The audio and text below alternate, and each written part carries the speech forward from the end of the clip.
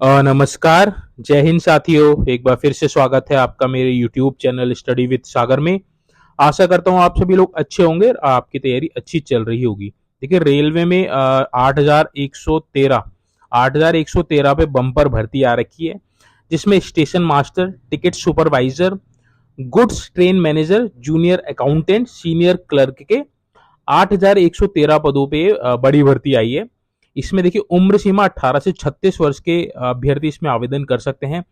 बात करेंगे इसमें सैलरी कितनी मिलेगी, किस ग्रेड की ये जॉब है, और देखिए कोई भी बच्चा जो किसी भी सब्जेक्ट में जिसने ग्रेजुएशन कर रखा है या उसके इक्विवेलेंट है, इसमें आवेदन कर सकता है। साथ में देखिए मैं बताना चाहूंगा, जिन बच्चों का मैथ और रीजनिंग अच्छा है तो उनके लिए बहुत अच्छी अपॉर्चुनिटी है, उनके सिलेक्शन के चांसेस बहुत अच्छे हैं। बाकी अन्य बच्चे भी इसमें आवेदन कर सकते हैं। तो क्या एलिजिबिलिटी क्राइटेरिया है, कौन कौन बच्चे इसमें आवेदन कर सकते हैं, कितनी ये पोस्ट है, जोन वाइज कितनी पोस्ट है, कट ऑफ क्या रही थी लास्ट टाइम, उन सभी पहलुओं पे हम लोग बात करेंगे। देखिए इसका जो नोटिफिकेशन है वो 80 पेज का है, तो जो भी सार है इस नोटिफिकेशन का उसको मैंने ये स्लाइड के माध्यम से आपको मैं बता रहा हूँ। इसमें सारी चीजें कवर हो जाएंगी, तो आपने पूरा नोटिफिकेशन पढ़ने की जरूरत नहीं है। साथ में बताऊंगा कि कैसे अप्लाई करना है, लास्ट डेट कब है, एग्जामिनेशन पैटर्न क्या रहने वाला है। तो देखिए स्टेशन मास्टर की ये वैकेंसी है, टिकट सुपरवाइजर की वैकेंसी है, गुड्स मैनेजर की पोस्ट है, जूनियर अकाउंटेंट और सीनियर क्लर्क की पोस्ट है। टोटल 8,113 पद हैं। उम्र 18 से 36 वर्ष रहने वाली है। सैलरी में मैं आपको बताऊंगा कितनी रहेगी, और कोई भी ग्रेजुएट जो किसी भी सब्जेक्ट में ग्रेजुएशन जिसने कर रखा है वो इसमें आवेदन कर सकता है। अब देखिए जो ये जो नोटिफिकेशन है ये आपका 13 सितंबर को जारी कर दिया गया था। लास्ट डेट इसकी जो है रजिस्ट्रेशन की, ये आपकी 13 अक्टूबर है, यानी कि 13 अक्टूबर तक आप आवेदन कर सकते हैं। अभी आपके पास लगभग 20 दिन के आसपास बचे हैं, तो आप इसमें आवेदन कर दीजिएगा अगर आपने अगर आवेदन नहीं किया है। तो 13 अक्टूबर इसकी लास्ट डेट है। 11:59 तक आप आवेदन कर सकते हैं। आवेदन आपने ऑनलाइन करना है। मैं अभी आपको बताऊंगा कि कैसे ऑनलाइन करना है, किस वेबसाइट पे आपने जाना है। लिंक भी मैं आपको डिस्क्रिप्शन में दे दूंगा।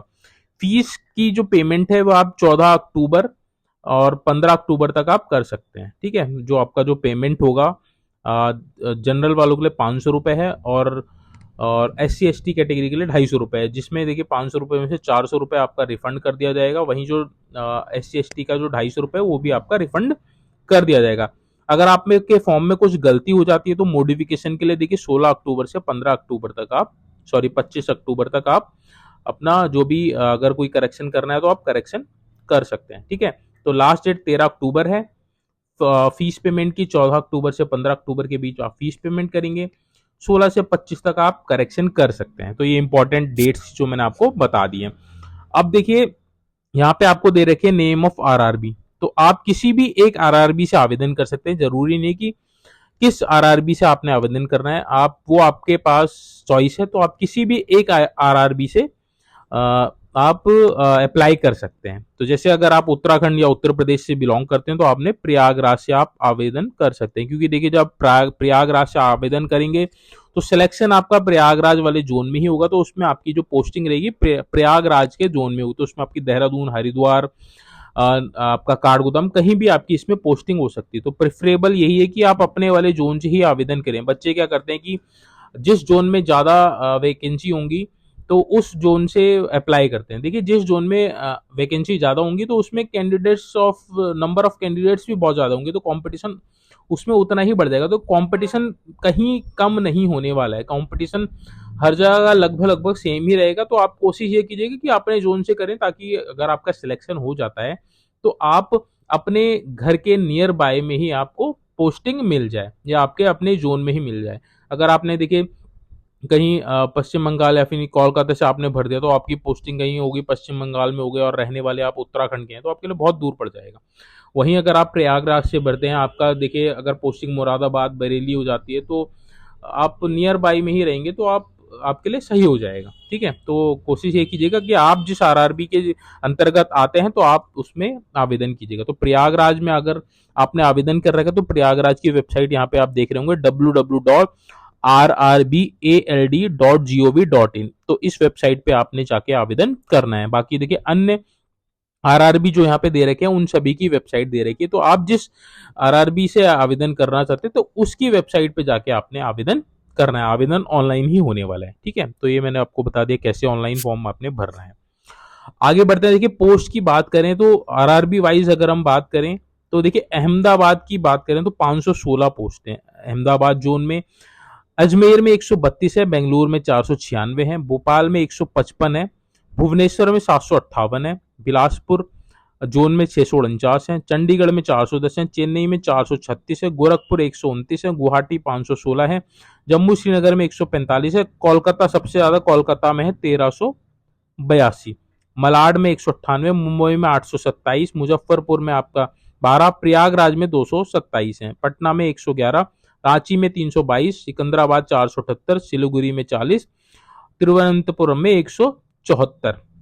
सबसे ज्यादा आपके देखिए कोलकाता वाले जोन में है, उसके बाद आपका 827 मुंबई में है, नेक्स्ट आपका देखिए बिलासपुर है, भुवनेश्वर है, प्रयागराज में 227 है। तो ये आपके आरआरबी वाइज जो वैकेंसी है आपकी वो मैंने आपको यहाँ पे बता दिए, तो आप इसके अकॉर्डिंग देख लीजिएगा।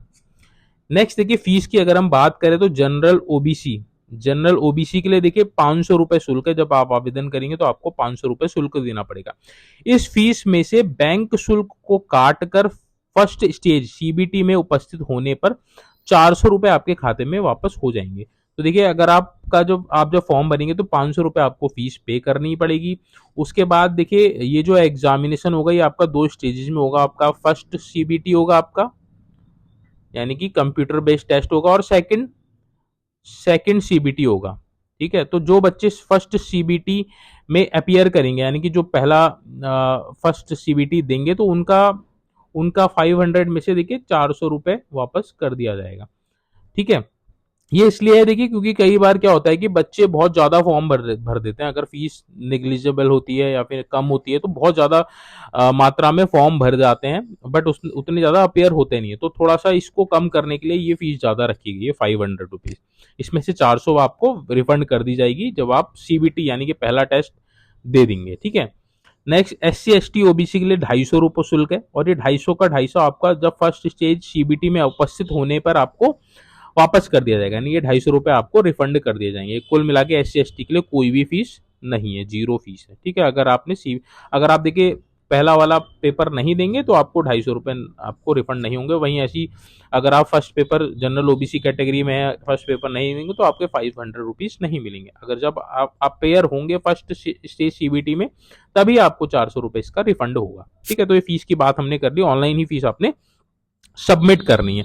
अब देखिए डिटेल वैकेंसी के बारे में हम लोग जान लेते हैं कि कौन कौन से लेवल की ये जॉब है, कितना ग्रेड पे है, क्या उम्र रहने वाली है, और कितने टोटल पोस्ट हैं। तो देखिए इसमें आपको मिनिमम जो आपकी क्वालिफिकेशन है वे आपकी ग्रेजुएट होना जरूरी है, ठीक है। ग्रेजुएट होना जरूरी, एज आपकी 18 से 36 के बीच होनी चाहिए। जनरली 18 से 33 वर्ष इसमें मांगी जाती है एनटीपीसी ग्रेजुएट लेवल में, बट कोविड के कारण 3 साल का इसमें एक्सटेंशन दिया है, इसलिए 36 हो गई है। तो 18 से 36 वर्ष के बच्चे इसमें आवेदन कर सकते हैं जो जनरल कैटेगरी से बिलोंग करते हैं। बाकी कैटेगरी वाइज आगे हम बताएंगे कि कैटेगरी वाइज कितना एक्सटेंशन मिलता है। तो नेम ऑफ पोस्ट की अगर हम बात करें तो सबसे पहले देखिए चीफ कॉमर्शियल कम टिकट सुपरवाइजर, ये आपकी लेवल 6 की जॉब है, यानी कि इसमें जो ग्रेड पे रहेगा आपका 4200 ग्रेड पे है। इसका बेसिक आपका 35,400 से है। तो लगभग इसमें आपको जो स्टार्टिंग सैलरी मिलेगी 55 से आपको 60,000 रुपए इसमें इनिशियल सैलरी मिल जाएगी टिकट सुपरवाइजर में। B2 इसका मेडिकल स्टैंडर्ड, देखिए इसमें आपका मेडिकल भी होगा, B2 स्टैंडर्ड की आपका मेडिकल स्टैंडर्ड होना चाहिए। डेट 18 से 33, वही 3 वर्ष इसमें एक्सटेंशन मिला है तो 18 से 36 वर्ष।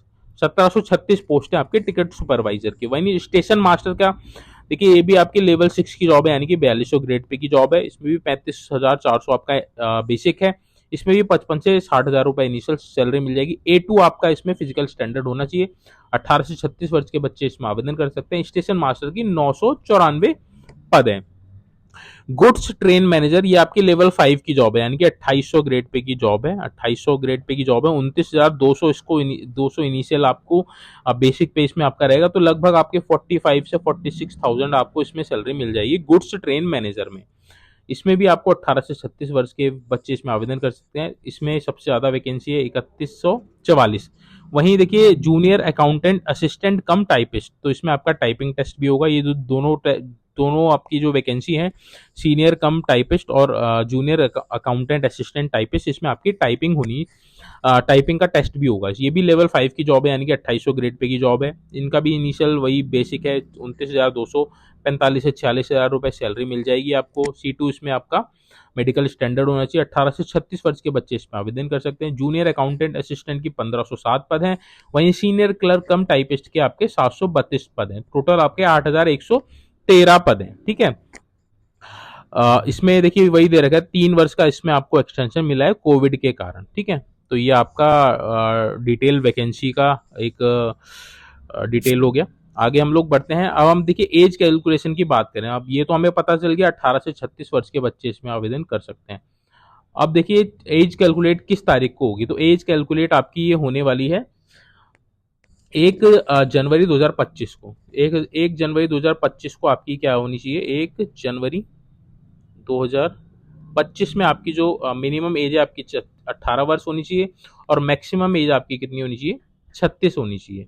ठीक है, अब अनरिजर्व कैटेगरी में देखिए जो बच्चा, ये अपर एज लिमिट की बात करें तो अपर एज लिमिट जो बच्चा 2 जनवरी 1989 के बाद का है तो वो इसमें आवेदन कर सकता है। वहीं ओबीसी के लिए 2 जनवरी 1986 का के बाद का जो भी बॉर्न होगा वो इसमें आवेदन कर सकता है। SC ST की जो लास्ट डेट है अपर एज की, तो आपकी 2 जनवरी 1984, यानी कि 1 जनवरी 1984 का अगर कोई अभ्यर्थी है तो इसमें एलिजिबल नहीं होगा। तो 2 जनवरी 1984, 3 जनवरी 1984, इस तरह से आगे जितनी भी आपकी एज होगी तो आप इसमें एलिजिबल होंगे। ठीक है, ऐसी अलग कैटेगरीज के लिए भी है। वहीं लोअर लिमिट की अगर हम बात करें तो जो बच्चा 1 जनवरी 2027 के बाद का जो बॉर्न है, वो इसमें आवेदन कर सकता है। यानी कि 2 जनवरी 2007, ठीक है, 3 जनवरी 2007 के बच्चे इसमें आवेदन नहीं कर पाएंगे। तो इसके बाद का जो, इसके पहले का जो बॉर्न होगा वही इसमें आवेदन कर सकता है। तो ये अपर लिमिट हो गई आपकी। आप इसके अकॉर्डिंग देख लीजिएगा। एज कैलकुलेटर भी आता है, आप वहां से एज कैलकुलेट कर सकते हैं 1 जनवरी 2025 के समय आपकी डेट ऑफ बर्थ कितनी हो रही है। एज रिलैक्सेशन की बात करें तो देखिए ओबीसी वाले को 3 वर्ष का एक्सटेंशन मिलता है, SC ST को 5 वर्ष का एक्सटेंशन मिलता है। यानी कि 1836 जनरल वालों के लिए, तो SC ST के लिए कितनी हो जाएगी, 36 में आप 5 और ऐड कर दीजिएगा तो आपका हो जाएगा 41। तो 18 से 41 वर्ष के बच्चे आवेदन कर सकते हैं SC ST कैटेगरी में। वहीं ओबीसी में 18 से 39। वहीं एक्स सर्विस मैन को देखिए 3 वर्ष का, अगर वो अनरिजर्व कैटेगरी या ईडब्ल्यूएस से, ओबीसी में है तो 6 साल का, SC ST में तो 8 साल का एक्सटेंशन मिल सकता है after deduction of length of service. यानी कि अगर आपने 20 साल सेना में सर्विस कर रखी तो उसको आप माइनस कर दीजिएगा, उसके बाद आपको 8 वर्ष का एक्सटेंशन मिल जाएगा। वहीं PWD जो आपके फिजिकली हैंडीकैप्ड होते हैं अनरिजर्व कैटेगरी में 10 वर्ष के लिए, ओबीसी में 13 वर्ष के लिए, SC ST में 18 वर्ष के लिए आवेदन कर सकते हैं। तो ये आपका देखिए विभिन्न कैटेगरीज में एज रिलैक्सेशन है। ठीक है, आगे देखिए सिलेक्शन प्रोसीजर क्या क्या रहने वाला है, तो ये आपका इंपॉर्टेंट है। सिलेक्शन प्रोसीजर देखिए आपका 2 स्टेजेस में होने वाला है सारे ही पोस्ट के लिए। ठीक है, सबसे पहला स्टेज होगा कंप्यूटर बेस्ड टेस्ट होगा इसमें, ये सभी पोस्ट के लिए कॉमन है। ठीक है, तो जो बच्चे इसको क्वालिफाई करेंगे, देखिए पहले जो होता था 20 गुना बच्चे बुलाए जाते थे, इस बार आपके 15 गुना बच्चे ही बुलाए जाएंगे। तो कॉमन फॉर ऑल पोस्ट है, यानी कि सब पोस्ट के लिए ये कॉमन एग्जाम होने वाला है। तो सबका सिलेबस सेम है, पेपर सेम आएगा। ठीक है, तो कॉमन फॉर ऑल पोस्ट है ये। जो बच्चे इस यानी कि फर्स्ट स्टेज को क्वालिफाई करेंगे, ये आपका केवल क्वालिफाई है, इसमें आपकी कोई मेरिट नहीं बनेगी। जो बच्चे क्वालिफाई करेंगे इस पेपर को, ठीक है, वो सेकंड स्टेज में जाएंगे। सेकंड स्टेज में आपका कॉमन, ये भी आपका एक कंप्यूटर बेस्ड टेस्ट होगा, ये भी आपका सभी के लिए मैंडेटरी है जो बच्चे स्टेज 1 को क्वालिफाई करेंगे। जो फाइनल मेरिट जो आपकी बनेगी वो इसी सेकंड स्टेज के कंप्यूटर बेस्ड टेस्ट के आधार पर ही बनेगी।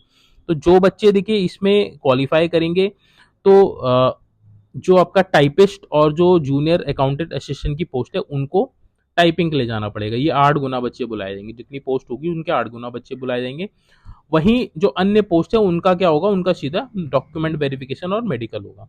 ठीक है, यानी कि जूनियर यानी कि goods train manager, chief commercial कम टिकट सुपरवाइजर, स्टेशन मास्टर को सेकंड स्टेज CBD क्लियर करने के बाद उनका मेडिकल होगा और डॉक्यूमेंट वेरिफिकेशन होगा। बाकी ये जो टाइपिंग वाली जो जॉब है इसमें आपका टाइपिंग टेस्ट होगा, फिर आपका डॉक्यूमेंट वेरिफिकेशन और फिर मेडिकल इसमें आपका होने वाला है। ठीक है, अब देखिए इसमें जो आपका ये जो स्टेजेस हैं इसमें आपका जो टाइपिंग है, टाइपिंग में आपकी क्या स्पीड मांगी गई वो मैं आपको बता देता हूँ। टाइपिंग टाइपिंग वाला अगर आप टाइपिंग के लिए कर रहे हैं यानी कि टाइपिस्ट के लिए कर रहे हैं तो आपका इंग्लिश में अगर आपके 30 वर्ड पर मिनट आपकी स्पीड है और हिंदी में आपके 25 वर्ड पर मिनट स्पीड है तो आप इसमें क्वालिफाई कर जाएंगे, यानी कि इतनी स्पीड आपकी होनी चाहिए इंग्लिश या फिर हिंदी में। इंग्लिश में अगर आप टाइपिंग करेंगे तो आपकी 30 की स्पीड होनी चाहिए, वहीं अगर आप हिंदी की टाइपिंग करेंगे तो आपके 25 वर्ड पर मिनट आपकी स्पीड आनी चाहिए, तभी आप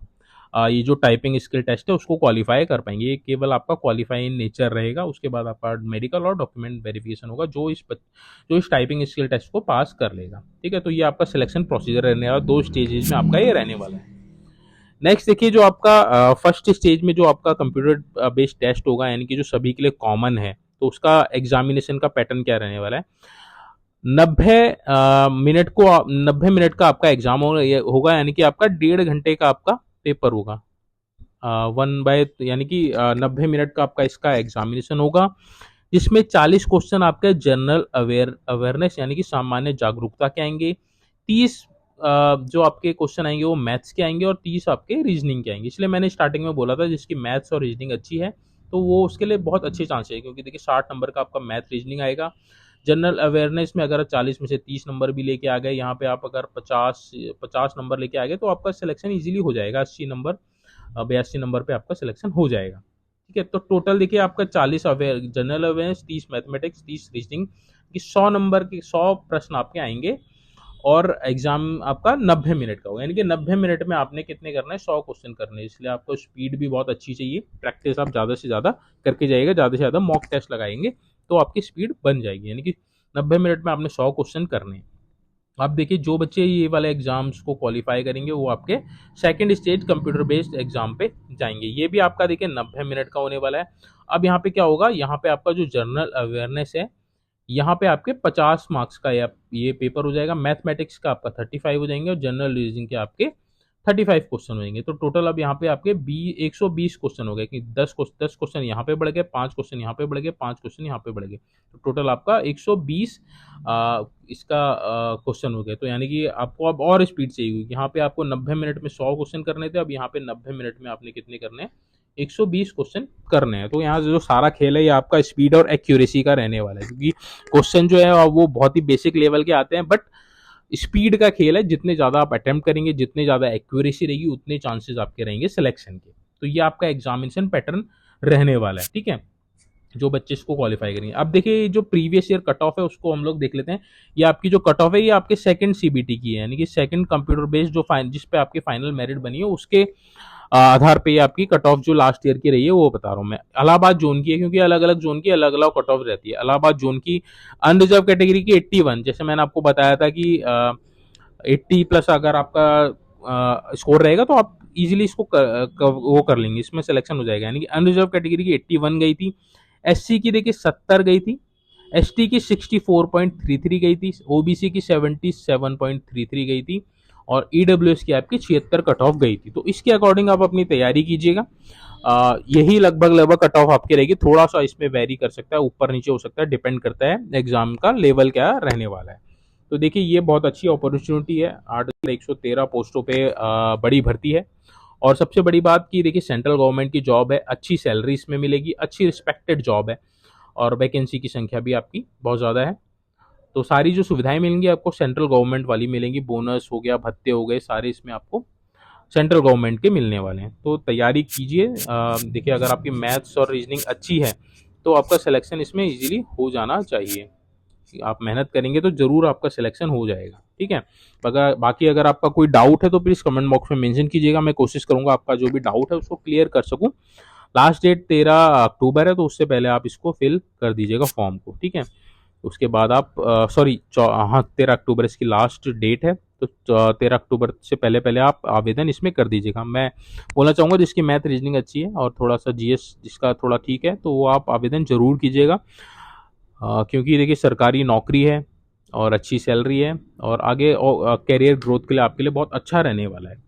तो आप आवेदन कीजिए और तैयारी इसमें अच्छे से कीजिए, सिलेक्शन आपका हो जाएगा अगर आप तैयारी करेंगे, अच्छे से सिलेबस के अकॉर्डिंग पढ़ेंगे और डेडिकेटेड सिलेबस के अकॉर्डिंग तैयारी करेंगे। तो चलिए ये जो इम्पोर्टेंट वीडियो थी इसको हम वाइंड अप करते हैं। कोशिश करूँगा कि आपका जो भी डाउट है उसको क्लियर कर सकूँ, कमेंट बॉक्स में मेंशन कीजिएगा, ठीक है। अगर जिन बच्चों ने इस चैनल सब्सक्राइब नहीं किया तो उनसे रिक्वेस्ट करूँगा कि प्लीज़ आप चैनल को सब्सक्राइब कर दीजिए ताकि इस तरह की इंपॉर्टेंट अपडेट आपको रेगुलर बेसिस पे मिल सके। Thank you so much for watching this video.